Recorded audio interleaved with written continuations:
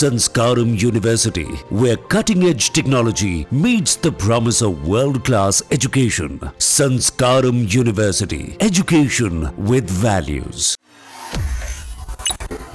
पाकिस्तान को वैश्विक स्तर पर बेनकाब करने के लिए भारत सरकार ने एक कूटनीतिक योजना बनाई है, जिसके तहत भारत की ओर से बहुदलीय सांसदों की एक टीम बनाई गई है, जो पाकिस्तान को बेनकाब करने के लिए पूरी दुनिया में भेजी जाएगी।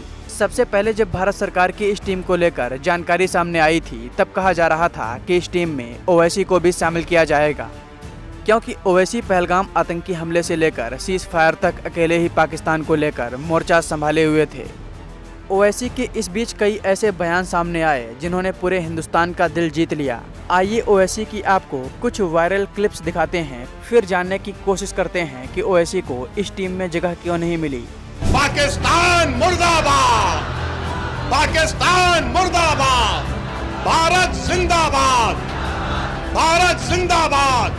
पहलगाम में हुआ, फौरन आप प्रोटेस्ट किए, वहां पर कैंडल लाइट मार्च निकाले और फिर उसके बाद गवर्नमेंट सर्वेंट के साथ भी आपने और हम तमाम ने जो हमने जवाबी कार्रवाई की थी हमारे पड़ोसी मुल्क के ऊपर, वो सुधरने वाले नहीं है। याद रखो आप।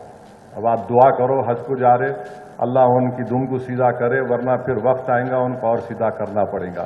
इस तरह की अनाप शनाप बकवास बकते हैं। पाकिस्तान एक फेल्ड नेशन है और याद रखिए, ये ताकतें कभी भी भारत को सुकून से रहने नहीं देंगी। आज वक्त है कि हम इनको एक मौसर जवाब दें, ताकि हमेशा के लिए ये दहशतगर्दी का ये जहर हमेशा के लिए खत्म होकर रह जाए।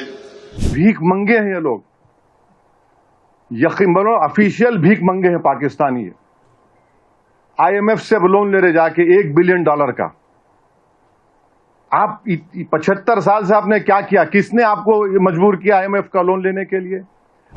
असदुद्दीन ओवैसी द्वारा दिए गए ये बयान भारत ही नहीं बल्कि पाकिस्तान में भी वायरल हुए। ओवैसी ने अकेले ही पाकिस्तान के खिलाफ मोर्चा संभाल रखा था। ऐसा लग रहा था कि भारत सरकार के द्वारा सांसदों की जो टीम बनाई जा रही है, उसमें ओवैसी को भी जगह मिलेगी, लेकिन नहीं मिली। इससे कई लोग नाराज हैं। सोशल मीडिया पर एक यूजर ने लिखा कि असदुद्दीन ओवैसी को क्यों नहीं शामिल किया गया, एक मुस्लिम चाहिए था, वो भी उससे अच्छा कौन हो सकता है। एक अन्य यूजर ने लिखा कि हम इस सूची में असदुद्दीन ओवैसी को चाहते हैं, वह बहुत सटीक और बुद्धिमान है। ऐसे ही एक अन्य यूजर ने किरण रिजिजू की पोस्ट के नीचे लिखा कि हम इस सूची में असदुद्दीन ओवैसी को भी जोड़ सकते हैं, उन्हें भी भेजा जाना चाहिए। लेकिन अब सवाल ये कि आखिर असदुद्दीन ओवैसी को इस लिस्ट में शामिल क्यों नहीं किया गया। हो सकता है कि इसलिए क्योंकि ओवैसी की पार्टी की विचारधारा बीजेपी से काफ़ी अलग है। लेकिन अब सवाल ये कि और भी जिन पार्टी के सांसदों को इस लिस्ट में शामिल किया गया है, उनकी भी विचारधारा बीजेपी से मेल नहीं खाती, फिर उन्हें क्यों शामिल किया गया। अब इसका जवाब सरकार ही दे सकती है कि ओवैसी को इस टीम में क्यों नहीं शामिल किया गया। आप लोग सरकार के इस फैसले पर क्या सोचते हैं, हमें कमेंट बॉक्स में ज़रूर बताएं।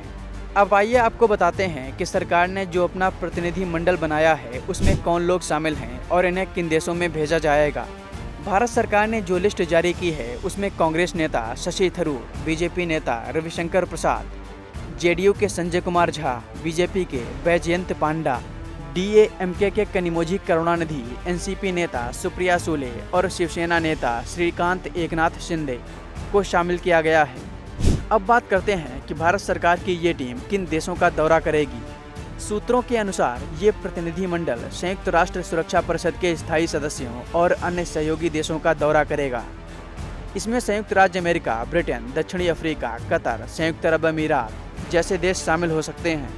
बता दें कि इस दौरे की शुरुआत 22 मई 2025 के बाद शुरू हो सकती है।